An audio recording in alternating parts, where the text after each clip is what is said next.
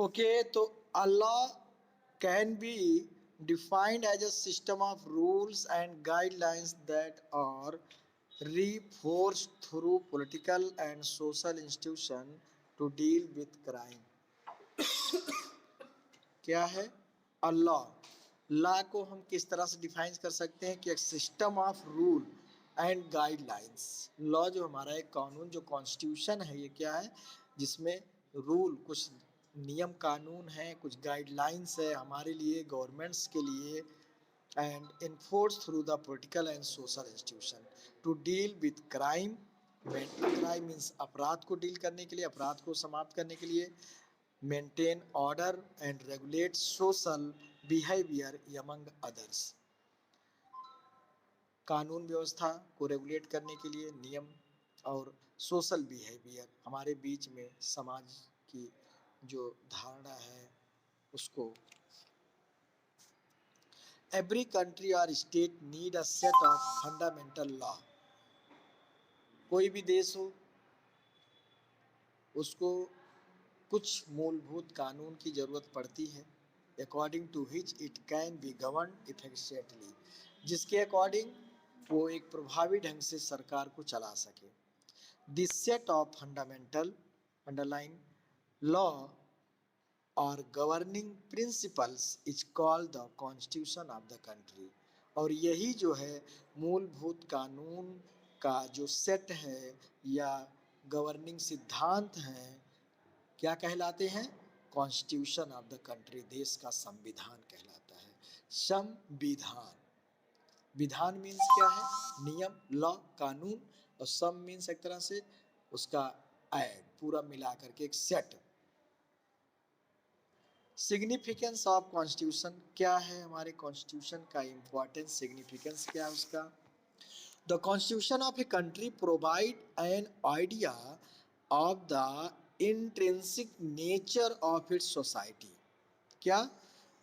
हमारा जो संविधान है या किसी भी देश का संविधान अपने समाज के,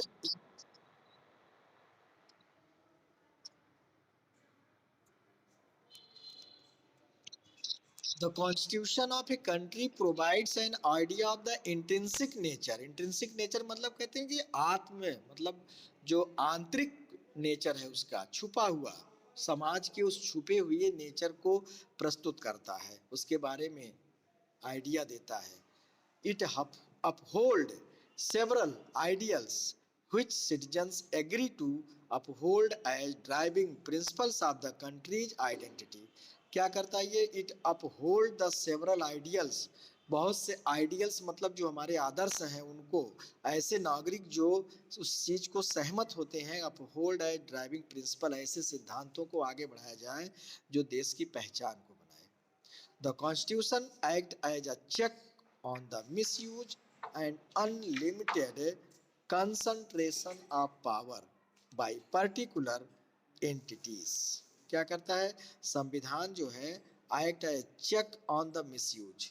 मिसयूज मतलब दुरुपयोग जो होता है उसको चेक करना, balance, and unlimited concentration of power, असीमित जो सरकार के हैंड में पावर होती है उसका कंसंट्रेशन, पर्टिकुलर एंटिटीज मतलब किसी विशेष व्यक्तिगत विशेष के हाथ में पूरा सत्ता ना हो, इस चीज को भी। While also protecting weaker communities, और जबकि कमजोर समाज के लोगों को भी प्रोटेक्ट करता है कानून के तहत, उनके अधिकारों की रक्षा करना in the society. The significance of constitution can be understood in doctor B R Ambedkar word. किस रूप में हम समझ सकते हैं संविधान के महत्व को? डॉक्टर अम्बेडकर के शब्दों में क्या कहा था उन्होंने? Constitution is not a मियर lawyers document. संविधान केवल लॉयर्स डॉक्यूमेंट मतलब कानून या वकील के डॉक्यूमेंट्स ही नहीं होते हैं।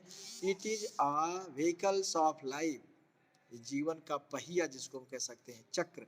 And its spirit is always the spirit of age, और इसकी आत्मा जो है या इसका जो गुण है, always the spirit of age, समय के अनुसार जो है स्पिरिट करता है, उसकी आत्मा के अनुसार।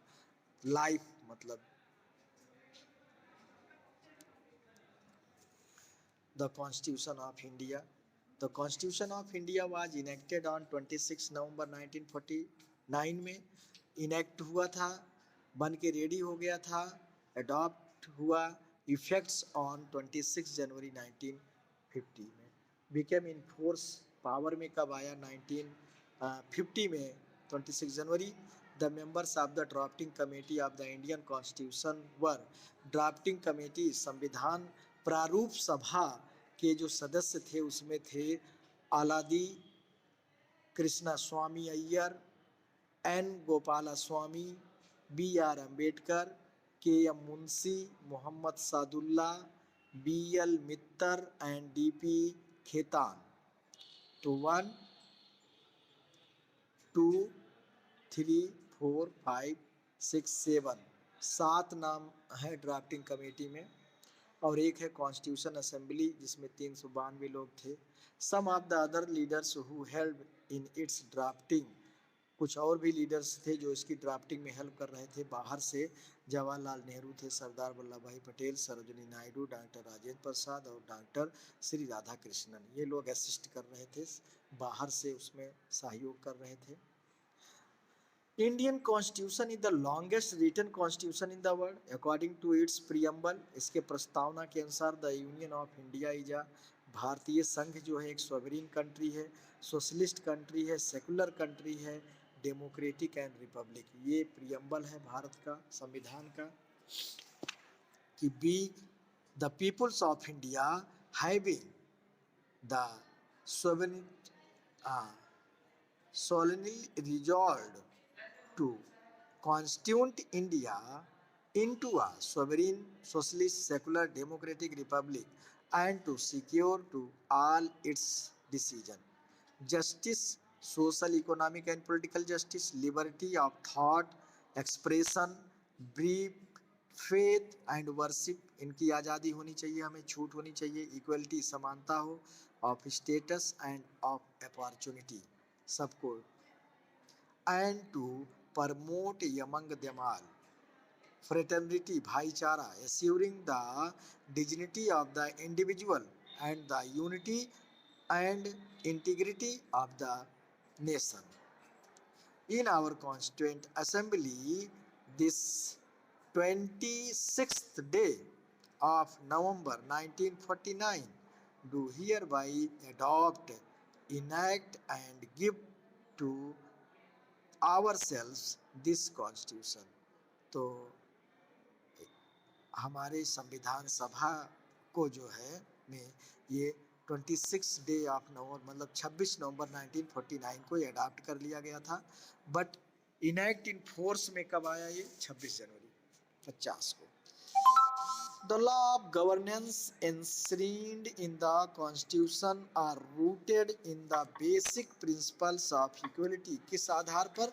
मूलभूत जो सिद्धांत हमारी इक्वलिटी मतलब सबको समानता का अधिकार हो, लिबर्टी सबको बराबर मौका मिले, छूट मिले, आज़ादी मिले, सबको न्याय मिले।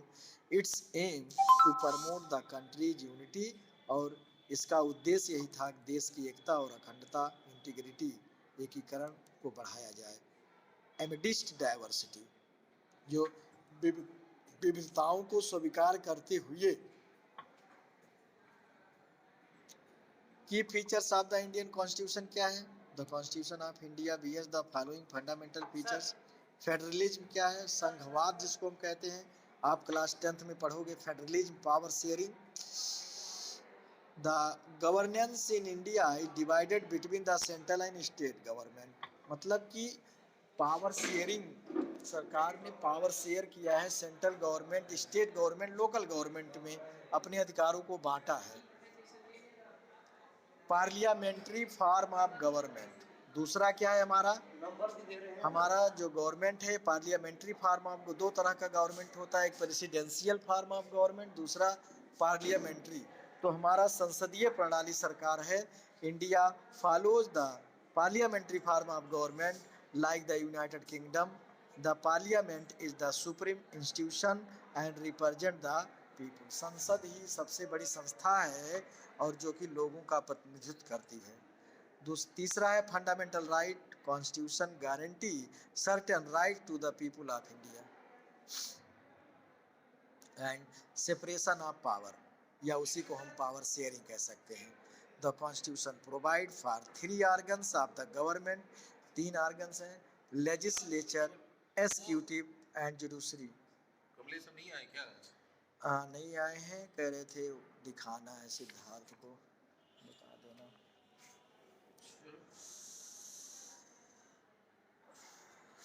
तो लेजिस्लेचर क्या है? Executive and judiciary. लेजिस्लेचर विधायिका जो कानून बनाने का, एंड एग्जीक्यूटिव कार्यपालिका, और जुडिशरी न्यायपालिका।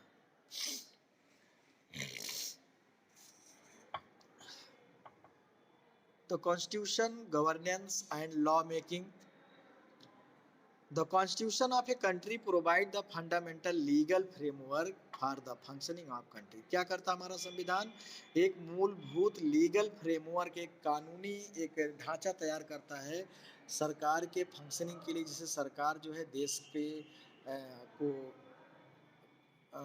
देश को गवर्न कर सके, अपने कानून बना सके।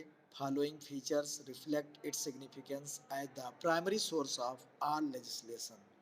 सभी जो विधायिका है उसके लिए एक प्राइमरी सोर्स, प्राथमिक स्रोत का काम करता है। It provides the basic guidelines for governance based on the principles of popular democracy. क्या करता है? It provide the basic guidelines for governance. Governance मतलब सरकार चलाने के लिए एक बेसिक गाइडलाइंस तैयार करता है। प्रिंसिपल ऑफ पॉपुलर डेमोक्रेसी, एक पॉपुलर डेमोक्रेसी मतलब फेमस जो पॉपुलर सर्वप्रिय लोकतंत्र के सिद्धांतों के आधार पर। Nature of A countries political system is defined by the constitution. Nature of A countries political system क्या कह रहा है? देश का जो राजनीतिक तंत्र है उसके नेचर, उसके स्वभाव संविधान के द्वारा डिफाइन होता है। It authorise a country's government to exercise certain powers and puts a check on their use in a arbitrary way में। क्या करता है? Country's government to exercise certain power, सरकार, देश की सरकार को कुछ पावर देता है वर्क करने की, जिससे कि ये चेक कर सके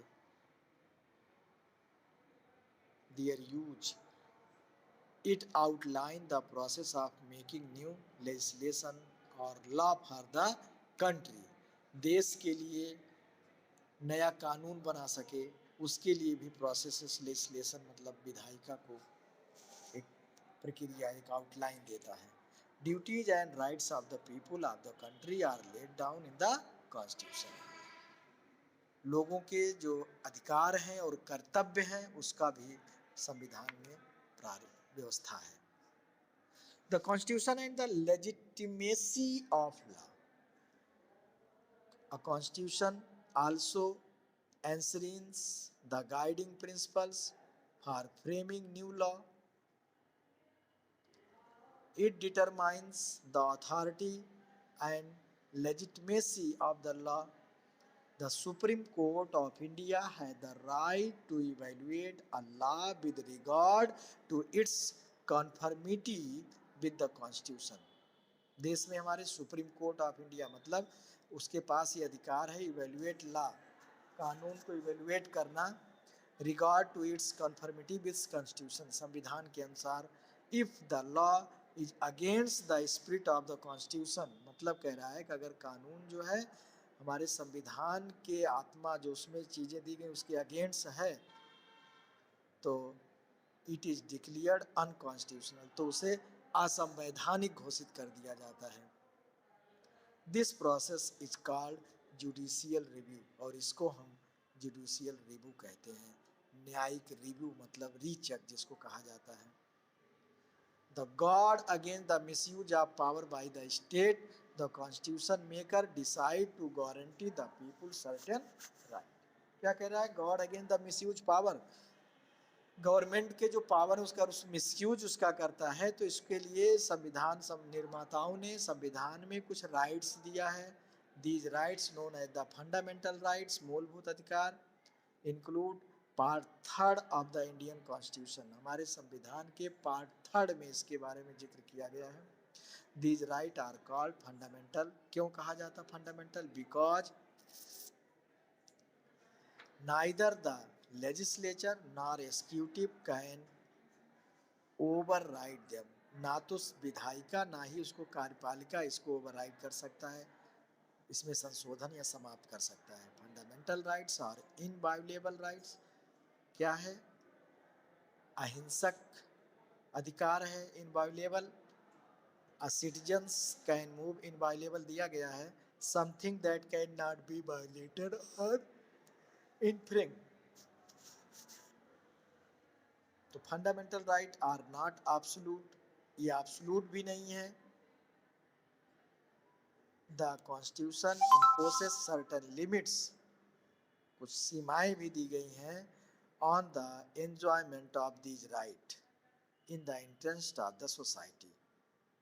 इन the events of A national emergency, राष्ट्र इमरजेंसी के समय some fundamental right can be suspend, कुछ मूलभूत अधिकार को सस्पेंड किया जा सकता है, निलंबित किया जा सकता है। तो इसलिए एब्सोल्यूट नहीं है। The importance of law. All of us want to live in a social and political environment wherein we can freely pursue our goals. हम लोग समाज में सामाजिक राजनीतिक परिवेश में रहते हैं स्वतंत्र रूप से, और हमारे व्यक्तिगत जो है गोल हैं, एम है, without the fear of operation, मतलब दमन, बिना किसी दमन के, डर के, इनजस्टिस, अन्याय एंड डिस्क्रिमिनेशन, भेदभाव, ये सब अंडरलाइन करिएगा, मीनिंग सबकी जानिए। However it is impossible to have such an environment unless there is a certain mechanism to regulate our existence and pave the way for healthy and equal opportunities of growth। फिलहाल इन सब के लिए ये सब बिना किसी रूल रेगुलेशन के असंभव है कि एक उसको एक पेव, एक रास्ता दे सके, स्वस्थ एंड इक्वल अपॉर्चुनिटीज सबको मिल सके बढ़ने का। This is the major reason why we need certain, और यही एक कारण है कि हमें certain set of law in the form of a constitution, संविधान के रूप में एक सेट, एक कानून का एक रूप, मतलब एक सेट जरूरी है। The following case study show how proper and effective law can liberate our society from negative practices.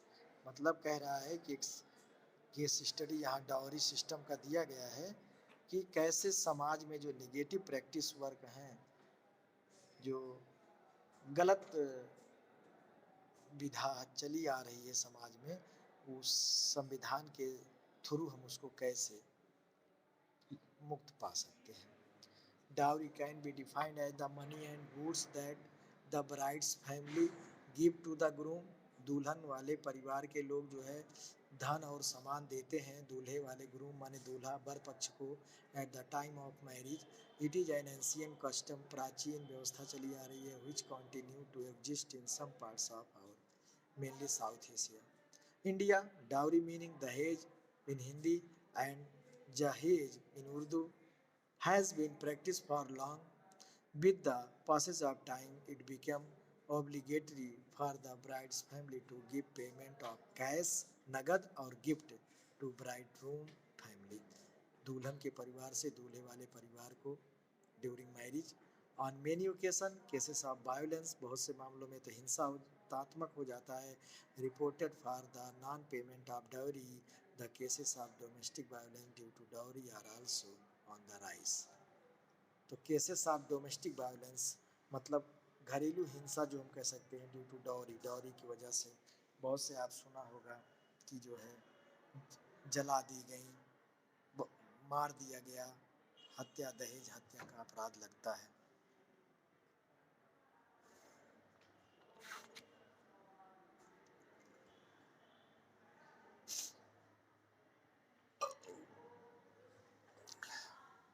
Analyzing contemporary sources में take a look at the statistics given below. यहाँ दिया गया है कुछ। According to the national crime record bureau, राष्ट्रीय अपराध शाखा के तहत crimes against women rose from 21 in 2007 to 39 in 2016 every hour in India. 2007 21 में टू 39 इन 2016 एवरी आवर, प्रत्येक घंटे ऐसे अपराध होते रहते हैं। फिर why do you think crimes against women have Ryzen over the years? How can crimes against women B effectively eradicated? ये क्वेश्चन है कि कैसे आप सोच सकते हैं कि क्राइम अगेंस्ट वीमेन, महिलाओं के खिलाफ जो है पर ईयर बढ़ रहा है, और इसे हम कैसे प्रभावी ढंग से समाप्त कर सकते हैं। According to a report in India today, about 21 dowry deaths are reported every day across the nation। कह रहा है 21 दहेज हत्याएं जो हैं प्रत्येक दिन होता है। Only 34.7% of the accused are convicted। केवल इतने ही जो है मामले कन्विक्टेड होते हैं, सही पाए जाते हैं। And unnatural death of wife within 7 years of marriage is termed as dowry death. मतलब अगर 7 साल, शादी के 7 साल के अंदर विवाहिता की अननेचुरल रूप से, अस्वाभाविक रूप से मृत्यु होती है तो दहेज हत्या के रूप में उसको मानते हैं। How do you think the practice of dowry can B discourage? कैसे इसको डिस्करेज किया जा सकता है, कैसे इसको समाप्त किया जा सकता है, कम किया जा सकता है, ये आप सोचिए। तो अब इसका थोड़ा सा पार्ट बचा हुआ, एक पेज मतलब, और क्वेश्चन आंसर तो कल होगा। कल आप लोग रेडी रहिएगा ज्वाइन के लिए। आज की वीडियो जो आएगी इसको आप पढ़िए, समझिए, और जितने क्वेश्चन, जितने चैप्टर हो गए हिस्ट्री ज्योग्राफी, आप प्रिपेयर करते रहिए, अपनी एनुअल की तैयारी करते रहिए। एनुअल जब भी आपका मतलब इसी फरवरी के लास्ट में स्टार्ट हो जाएगा, तो वेल प्रिपेयर करिए, तैयार करिए, notes, question, meaning, exercise book का समझ करके। हर चैप्टर के वीडियो गए हैं, जिसके पास नहीं होगा उसको चैनल पे मेरे मिल जाएगा, उसको पढ़िए, समझिए। जिस भी चैप्टर के आप चाहोगे, सारे चैप्टर अब हो गए हैं, वीडियो पार्ट वाइज है, उसको आप मिलेगा। तो अच्छे से पढ़िए, समझिए। अब आज की मीटिंग यहीं समाप्त करता हूँ, बाकी का पार्ट कल है।